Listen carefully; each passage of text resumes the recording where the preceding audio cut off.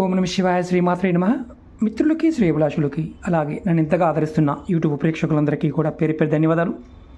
మిత్రులరా, మీ అందరికీ పరాదేవత ఎల్లవేళలా మీతో ఉండి మీ మనోవాంఛ నెరవేర్చాలని మనస్ఫూర్తిగా కోరుకుంటున్నాను. మీ అందరికీ వినాయక చవితి శుభాకాంక్షలు. మనం ఈరోజు వినాయక చవితి రోజున అద్భుతమైన ఖర్చు లేని తేలికైన ఉపాయం గురించి తెలుసుకుందాం. ప్రతి ఒక్కరూ తప్పకుండా ఈ ఉపాయాన్ని చేయండి. మీరు కోరుకున్న ప్రతి కోరిక నెరవేరుతుంది. అలాగే సమస్యలు, కష్టాలు, బాధలు వీటి నుండి బయటపడతారు. అలాగే మీరు ఏదైతే పని చేస్తున్నారో ఆ పనుల్లో ఉన్న ఆటంకాలు రాకుండా మిమ్మల్ని ఈ ఉపాయం కాపాడుతుంది. అంటే ఈ ఉపాయం చేయడం వల్ల వినాయకుడు మిమ్మల్ని కాపాడుతాడు. ఈ ఉపాయాన్ని ఆడవారైనా మగవారైనా చేయవచ్చు. అంటే ఇక్కడ మనం గుర్తుంచుకోవాల్సింది ఏంటంటే, మనకి భవిష్యత్తులో ఎటువంటి ఇబ్బందులు రాకుండా మిమ్మల్ని వినాయకుడు కాపాడడానికి మీరు ఈ ఉపాయాన్ని చేస్తున్నారు అని మీరు గుర్తుంచుకోండి. ఖచ్చితంగా మీకు భగవంతుడి యొక్క అనుగ్రహం చేత మీరు అలాంటి సమస్యల నుంచి బయటపడతారు. ఈ ఉపాయాన్ని మీరు ఆడవారైనా మగవారైనా చేయవచ్చు. ఈ ఉపాయం చేయడం వల్ల మీకు ఇంకా ఎటువంటి లాభాలు కలిగితే చెప్తాను. అలాగే మీకు ఈ వీడియో నచ్చినట్లయితే లైక్ చేయండి, 10 మంది మిత్రులకు షేర్ చేయండి. ఎందుకంటే రేపు వినాయక చవితి తిథి స్టార్ట్ అయిన దగ్గర నుండి తిథి పూర్తయ్యే వరకు ఈ ఉపాయాన్ని చేయవచ్చు. చవితి తిథి స్టార్ట్ అయిన దగ్గర నుండి పూర్తయ్యే వరకు చేయవచ్చు. ఇది మీ మిత్రులకి, ఎందుకంటే చాలామంది అడిగింది ఏంటంటే, గురువుగారు మేము విదేశాల్లో ఉంటున్నాము, మాకు వినాయకుని పెట్టుకోవడానికి అవ్వదు, అలాగే మేము పూజ చేయడానికి అవకాశం లేదు అనేవారు తప్పకుండా ప్రయత్నించండి. అలాగే ఇండియాలోనే ఉన్నామండి, కానీ మాకు పూజ చేసుకునే అవకాశం లేదనే వారు ఈ తేలికైన ఉపాయాన్ని, ఖర్చు లేని ఉపాయాన్ని ఖచ్చితంగా ప్రయత్నించండి. మీకు ఇంకా ఎటువంటి లాభాలు కలిగితే చెప్తాను. ధనం, ధాన్యం, సుఖం, సమృద్ధి, వ్యవసాయం చేసేవారు కూడా ఈ ఉపాయం చేయడం వల్ల విఘ్నేశ్వరుడు యొక్క కృపా కటాక్షం చేత మీకు మంచి లాభం కలుగుతుంది. ఎలా చేయాలో చెప్తాను. అలాగే ఇవేనా గురువుగారు ఇంకేమైనా వస్తాయా? సుఖ సమృద్ధి అంటే మీకు రావాల్సిన డబ్బులు రావటం, అంటే అప్పు ఇచ్చారు అవి తిరిగి రావాలి, అవి కూడా మీకు వస్తాయి. అలాగే మీరు కష్టాల్లో ఉన్నారు, కష్టాలు తొలగిపోవాలనుకుంటున్నారు, ఎవరైనా సహాయం కావాలనుకుంటున్నారు, డబ్బులు రావాలనుకుంటున్నారు, అంటే మీకు ఎవరైనా అప్పు ఇవ్వాలనుకుంటున్నారు, ఈ ఉపాయం చేయడం వల్ల అది కూడా జరుగుతుంది. అయితే ఎవరు చేయాలి, ఎవరు చేయకూడదు చెప్తాను. ఆడవారు నెలసరి సమయంలో మాత్రం చేయవద్దు.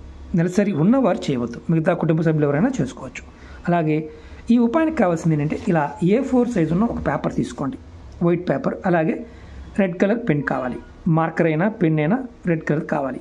మీరు ఈ ఉపాయాన్ని వినాయక చవితి రోజు, అంటే ఇది స్టార్ట్ అయిన దగ్గర నుండి ఉదయం నుండి రాత్రి మీరు పడుకునే లోపు ఎప్పుడైనా చేయొచ్చు.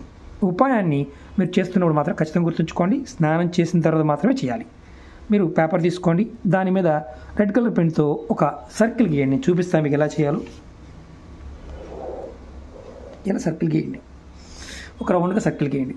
గీసిన తర్వాత మీరు ఏంటంటే, మీ మనసులో ఉన్న కోరికలు తలుచుకోండి. నాకు కారు కావాలి, ఇల్లు కావాలి, డబ్బులు కావాలి, అలాగే నా కుటుంబం బాగుండాలి, నా వ్యాపారం బాగుండాలి, నా వ్యవసాయం బాగుండాలి, అలాగే నేను అందరితో మంచిగా ఉండాలి, అందరూ నాతో మంచిగా ఉండాలి, భగవంతుడి అనుగ్రహం నాకు ఎప్పుడూ ఉండాలి. ఇలా మీకు ఏ కోరిక ఉన్నా సరే ఆ కోరిక తలుచుకోండి ముందు.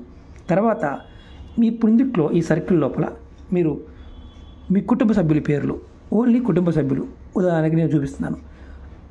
ఒకళ్ళ పేరు, భార్య పేరు, పిల్లలు ఇద్దరు అనుకోండి, ఇద్దరు పేర్లు, 3, 4 ఇలా పేర్లు రాయండి ఈ సర్కిల్ లోపల.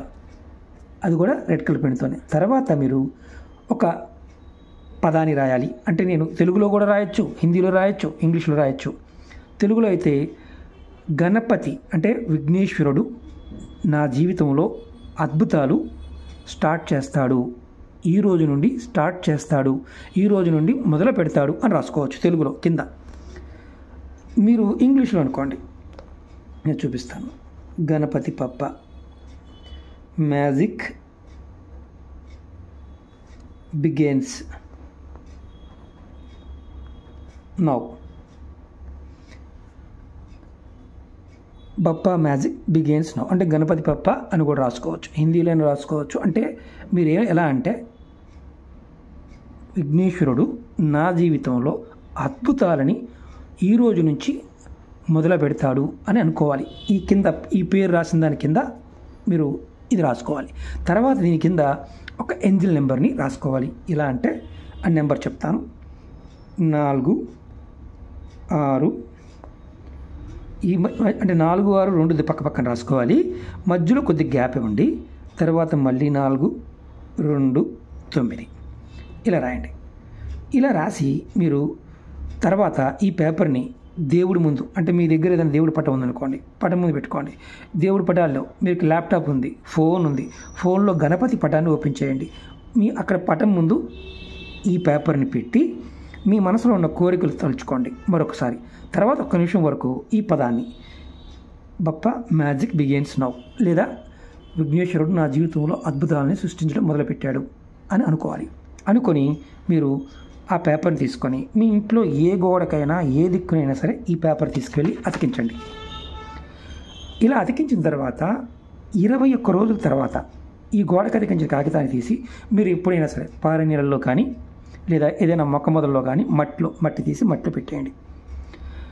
లేదా అంటే మీకు నీళ్లు లేవు, పారే నీళ్ళు లేవు, చెరువులే ఉన్నాయి గురువుగారు, చెరువులో వేయవచ్చు, కాలువలు ఉన్నాయి గురువుగారు, వేయవచ్చు, ఇబ్బంది లేదు. కానీ పారే నీళ్ళు ఉంటే వస్తాం.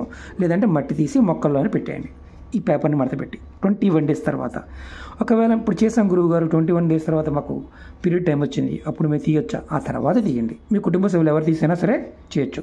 ఈ ఉపాయం చేయడం వల్ల మీకు వినాయకుడి యొక్క ఆశీర్వాదం మీ పైన, మీ కుటుంబ సభ్యులపైన ఎప్పుడు ఉంటుంది. ఇప్పుడు ఎందుకు చేయాలి అనే పాయింట్ కూడా చెప్తాను. కుజుడు జాతకరీత్యా కుజుడు, శుక్రుడు, చంద్రుడు, రాహువు, ఈ జాతకులు అంటే ఎవరికైనా సరే చాలా వరకు పాపగ్రహాలైన రాహువు కానీ కుజుడు కానీ ఇబ్బందికి అంటే మనకి మిగతా గ్రహాల యొక్క స్థితి బాగున్నప్పుడు కూడా, వీటి స్థితి బాగున్నప్పుడు కూడా ఇవి వాటి మీద ప్రభావం చూపించే అవకాశం ఉంటుంది.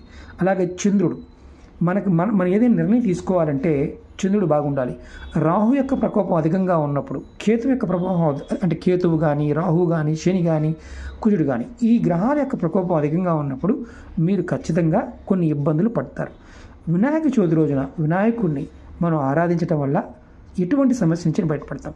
మీరు వినాయక చవితి రోజున మీరు ఏమి చేయలేకపోయినా గరక పత్రి ఏదైనా సరే, ఏ పత్రి అయినా సరే తీసుకెళ్ళి స్వామివారికి సమర్పించిన అద్భుతమైన ఫలితాన్ని మీరు పొందుతారు. ఈ ఉపాయం తప్పకుండా చేయండి.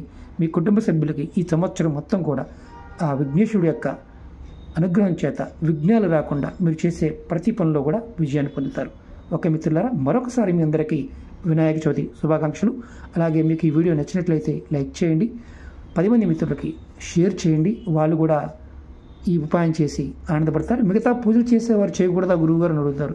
పూజ చేసేవారు కూడా నిర్భయంగా ఈ ఉపాయాన్ని చేయవచ్చు. ఖచ్చితంగా ఈ పదాన్ని మీరు తలుచుకోవాలి.